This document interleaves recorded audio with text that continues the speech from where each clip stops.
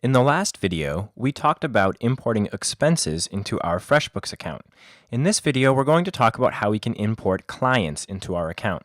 So from the Freshbooks home screen, I'm going to navigate to the People section. And from the People section, we need to be in the Clients subsection, which we are already in. You'll notice that there's this line right above your list of clients that says Want to Import Clients, and you can go ahead and click on the Import Clients link. You'll notice here in FreshBooks that they give you a lot of options for how to import your clients. You can import your clients from a CSV file, which is what we did with expenses. You can import your clients from a vCard, which is how Mac OS X handles clients. So if you're using Mac to manage your client list, you can go ahead and export that into a vCard format. And you can also import directly from Simple Accounting or from HighRise. So as I mentioned in the expense importation video, CSV is going to be your most common type of file, and that's what we're going to import right now.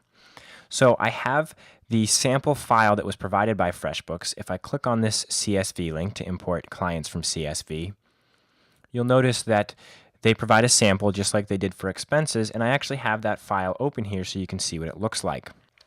You can see that there's a lot more fields in this file than there were in the expenses file, so you need to have the organization, first name, last name, email, street, obviously you want their address. This actually gives away the fact that FreshBooks is a Canadian company because they put provinces instead of states.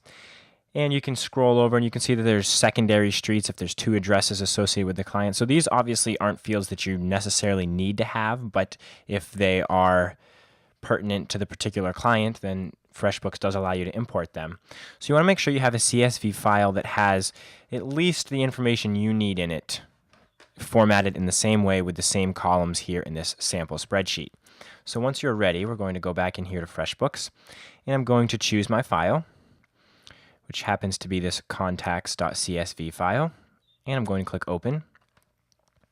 And you'll notice that just like when we imported our expenses, FreshBooks gives us a sample of the data that we're going to be importing. So I can see the organization, the name, and the email of the people that I'm going to import. Obviously, there's more information that's going to come in with these clients, but in this snapshot, we can only see those main fields just to kind of double check and make sure that this information is coming in correctly. So once we have verified that the information is going to come in correctly, we can go ahead and click the Import Clients button. When we do that, you'll notice it takes us back to our clients list here in the People section of FreshBooks, and I have my three clients that I just imported, John Smithson, John Smithy, and John Smithing.